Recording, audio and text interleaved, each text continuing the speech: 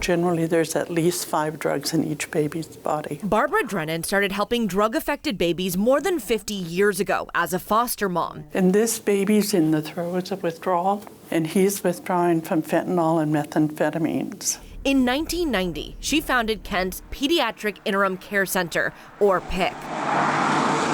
The 24/7 nursery was the first of its kind, caring for newborns withdrawing from drugs. So what does that look like? Well, what we're seeing is he can't eat. So we have to work pretty hard. Until recently, infants born with illegal drugs in their system were sent to either foster care or Picc. That's changed. All these rooms were filled at one time. Since opening, Picc's cribs were full, caring for up to 20 babies at once. And now, Today, not so much. On the day we visited, there were 3 babies total. We know there's babies out there that need to be here that are not here. The number of babies coming to Picc started dropping off in 2021. Senate Bill 5811. As a new state law was put into practice, the Keeping Families Together Act makes it harder to remove children from their families, even if a baby is born affected by drugs like fentanyl. Not only were fewer babies filling cribs at Picc, but the number of children in foster care went down.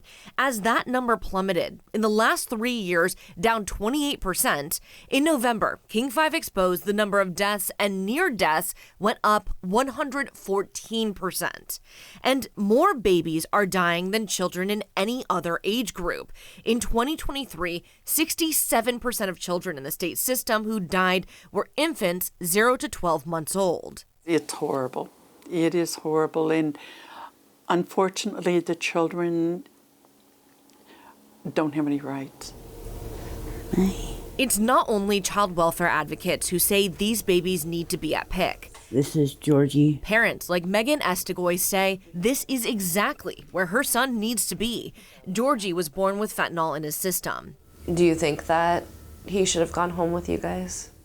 Honestly, when it comes back to his symptoms and withdrawals, I personally am not trained to do that. But I know for sure here that he would have people that are trained to know what's going on and what he's going through. Parents are taught how to connect with their infants so they can eventually bring them home. I wish there was more time with him I could have. Megan wants to be reunited with her son and is in a recovery program, but she says it's not the drug use holding her back. She's been homeless for years and says that is her biggest barrier. Not being able to find housing.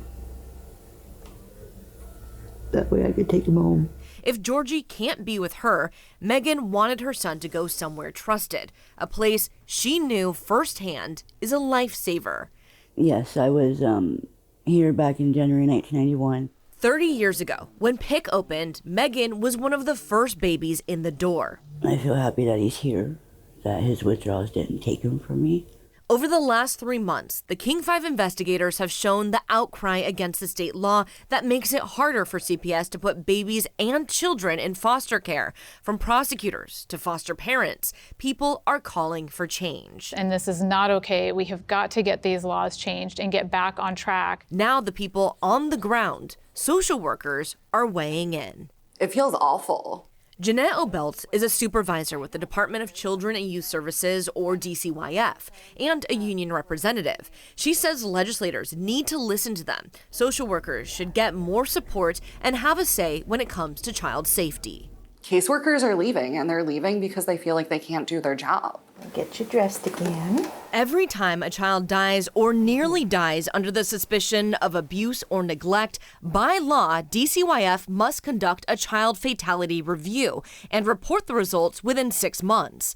The problem has gotten so bad, we found DCYF can't keep up with the investigations, a violation of state law. If your hands are tied, if the legislature is telling you how to keep children safe, what is happening?